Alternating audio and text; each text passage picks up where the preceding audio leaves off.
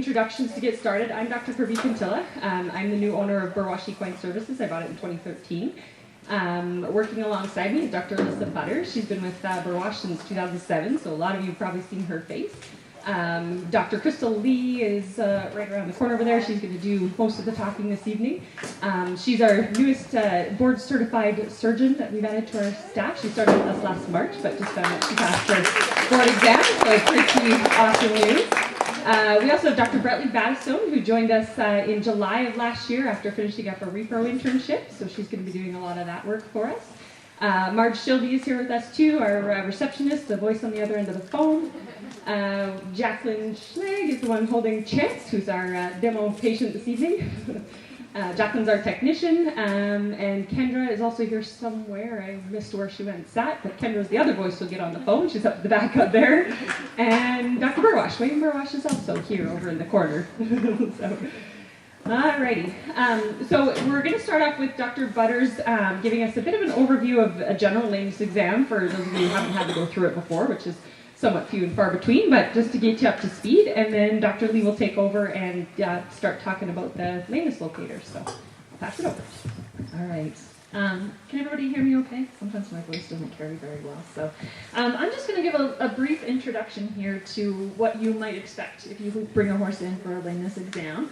I was joking before that I'm just the warm-up act here to get everybody loosened up and well, everybody trickles in and all that kind of stuff. But we wanted to start with this because we want to emphasize, we're very excited about this new lameness locator technology, but we want to emphasize too that it's not meant to replace our lameness exam. It's really meant to augment it.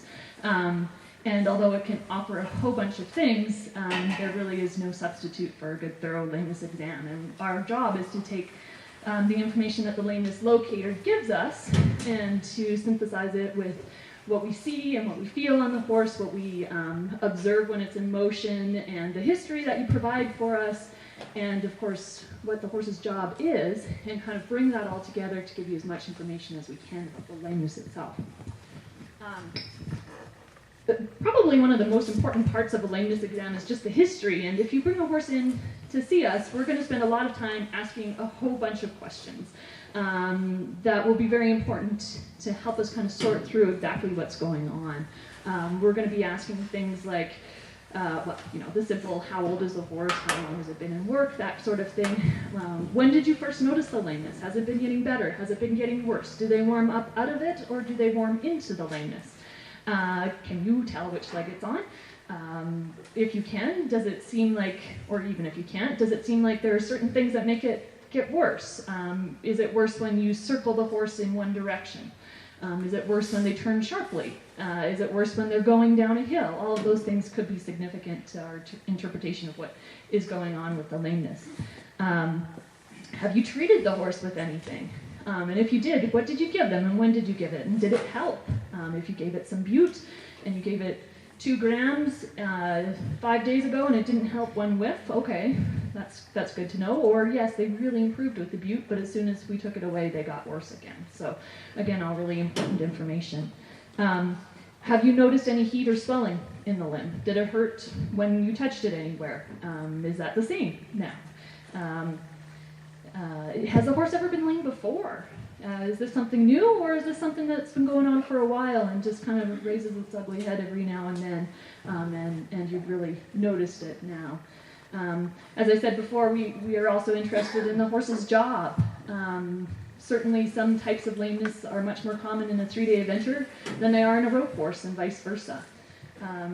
And sometimes it's important to know how the horse feels under saddle, especially if it's a really subtle lameness. Sometimes an owner will come in and they can feel a lameness that we can't necessarily see. And it doesn't mean it's not there. Maybe it's too subtle for our eye to see. Or maybe only certain movements bring it out. If it's a barrel horse and it seems to be running really great, and then all of a sudden it blows past its first barrel and it turns the second and third, just fine. That could be really important information to kind of help us pinpoint exactly what's going on. To give another example, an upper level dressage horse that all of a sudden doesn't want to do its canter pirouettes. That could point us in another direction as well. once we kind of have the whole history, if we know which leg the horse is lame in, we'll often kind of settle into that and start to examine the horse and examine that leg in detail. Sometimes we don't. Sometimes we'll take the horse out, we'll do a little bit of a brief jog, see what we see if we can identify what leg the horse is lame on, or legs. It could be more than one. And then, like I said, we'll kind of focus in. And I wasn't anticipating having a microphone in my hand when I was doing this, so our subject here is trying to hide in the background. Look at him, he's not so impressed about doing that. But we'll start with running our hands down the horse's leg. Hi, bud. We'll get you used to this. If we identify it in a fore or hind limb, we're looking for any heat or pain. We'll be palpating the limb to see if there's any obvious swelling, or if they resent us doing that at any particular point. We'll feel the joints. Oh, good boy. Yeah. We'll feel the joints. We'll flex them passively to see how the range of motion is. We'll bring the leg forward, bring the leg back. If there is any swelling in the leg, we'll try to identify what kind of swelling it is. I mean, it's swelling, right? But they can be different things. It could be edema, which is a sign of inflammation, some extra fluid in the sub-Q space. It could be effusion, which is extra, essentially, joint fluid in either a joint or a tendon sheath or something like that, and it feels very different from edema. Or it could be a thickening, right, of a tendon or a ligament that could point us in a particular direction. We'll also, especially while we're, discussing the case or that kind of thing, we'll be laying our eyes on the horse and just kind of watching what they're doing. Maybe we'll pick up that they're standing unusually. Maybe they're standing underneath themselves a little bit more, or maybe they're standing kind of camped out behind, or sometimes we'll see them just not standing square in the front and subtly putting one front foot in front of the other, or not so subtly pointing a front foot in front of the other, and that could direct our attention in a particular direction. We're also looking at the horse's conformation. Are the legs straight?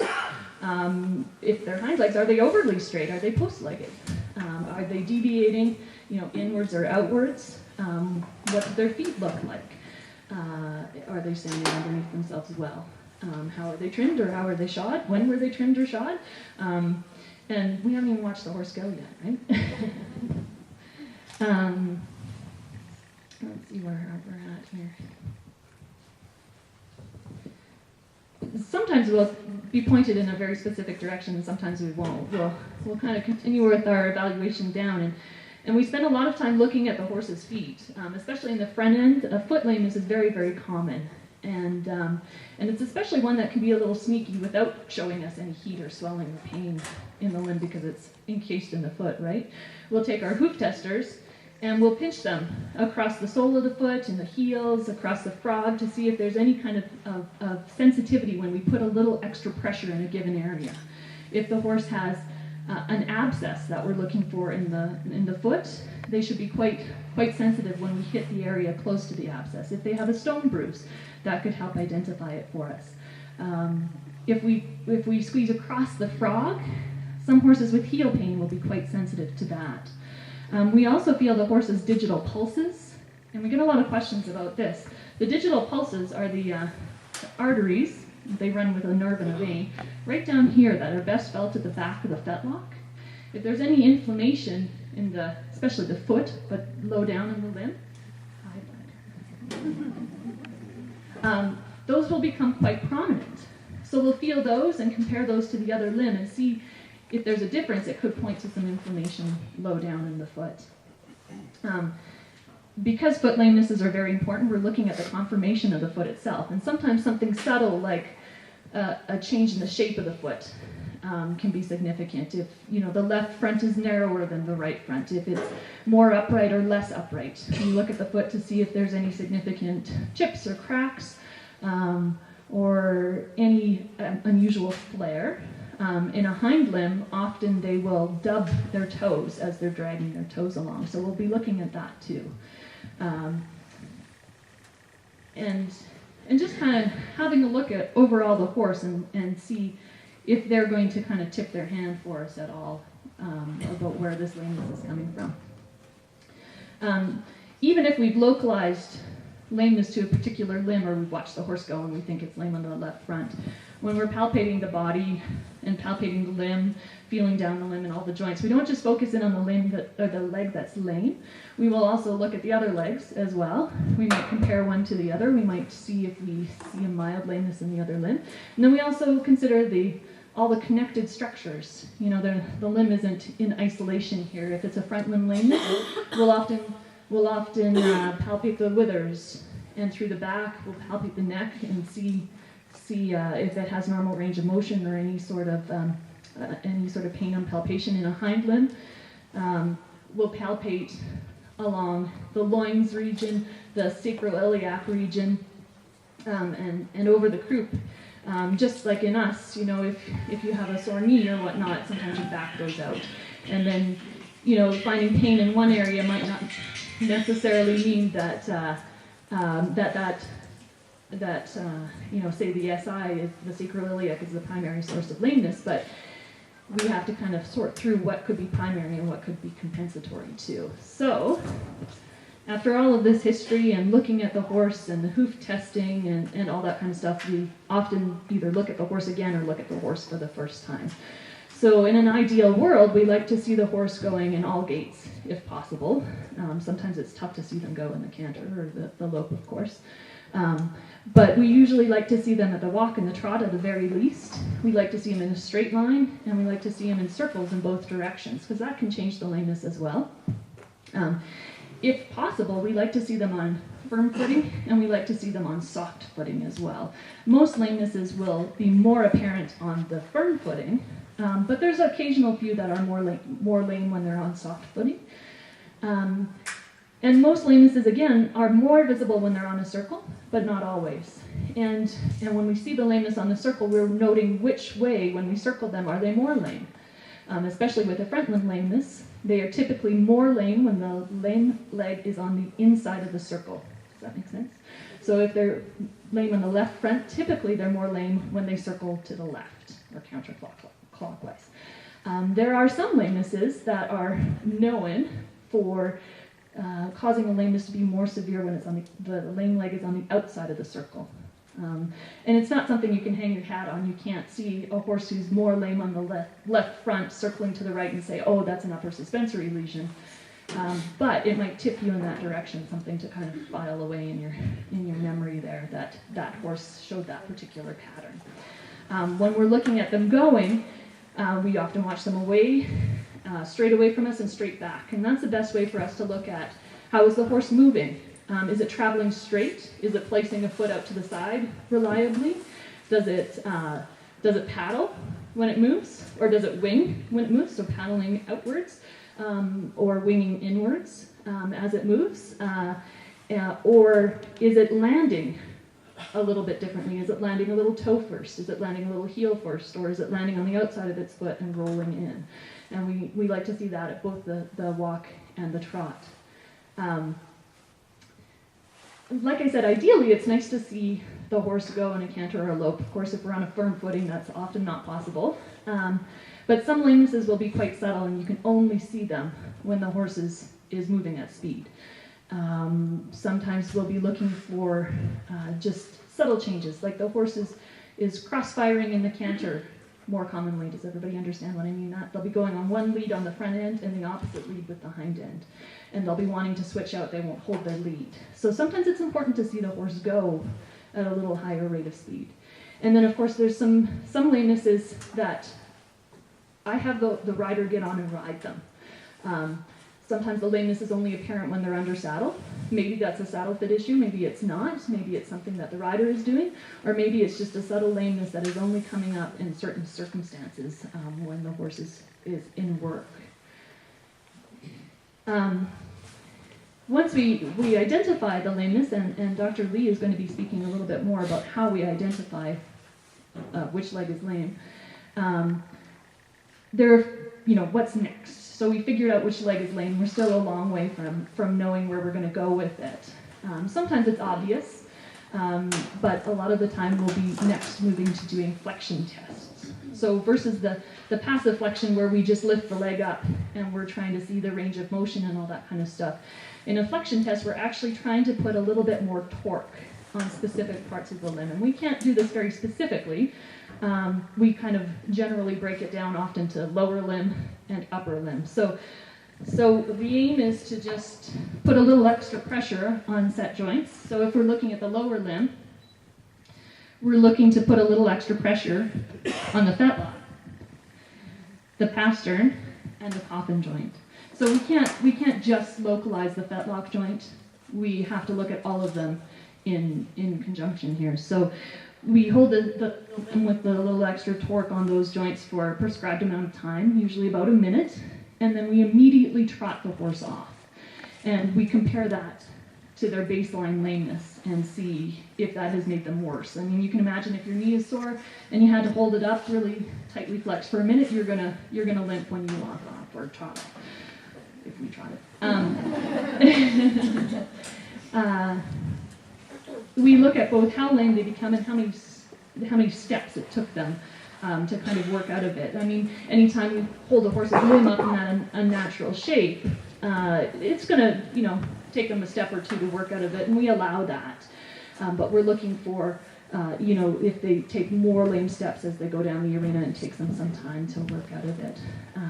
We have to interpret that with a little bit of caution, because sometimes we'll identify something that isn't our primary lameness. The horse could be lame in the, primarily in the foot, but when we flex its knee, it trots off a little bit lame. So they're not absolute, but sometimes they can point us to an area that's a little bit more specific to focus our attention on. Once we kind of draw together everything that we've palpated, our hoof tester results, watching the horse go at the various gaits, the flexion tests, sometimes then it's obvious where the horse is lame.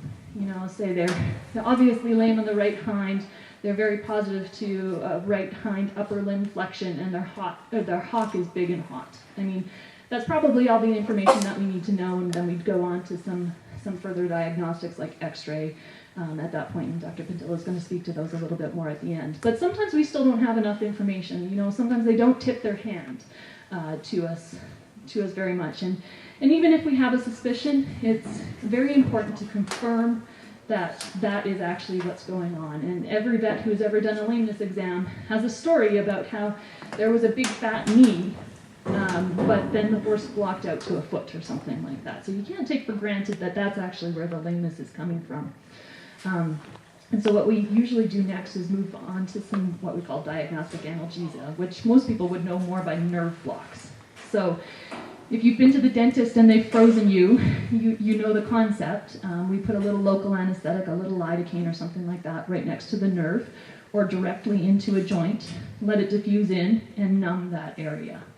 And then with the area numbed and the pain that could potentially be arising from that area now removed, we trot the horse again and we see if they've improved after the nerve block. So when we do that, if you think of the nerves kind of coming down like electrical wires and branching off to more and more specific areas, you can appreciate that we have to start at the bottom and work our way up. If we started up here and blocked a nerve up high, we'd take the sensation out of the entire limb, and it's not very specific. So when we do nerve blocking, unless we have a specific joint that we want to block, we have to start at the bottom, and we start at the foot and numb the foot and trot them off and see if they're better. And if they are, then we'll focus our next investigations in that area. If they're not, we move up another block and repeat the process and see if they've improved after that. So that's just sort of a general brief overview of our lameness exam to give you an idea of what goes into our interpretation of all of this information, the history, the horse's job, what we're feeling, any pain, swelling, our findings on palpation, watching them go, flexion tests, and diagnostic analgesia.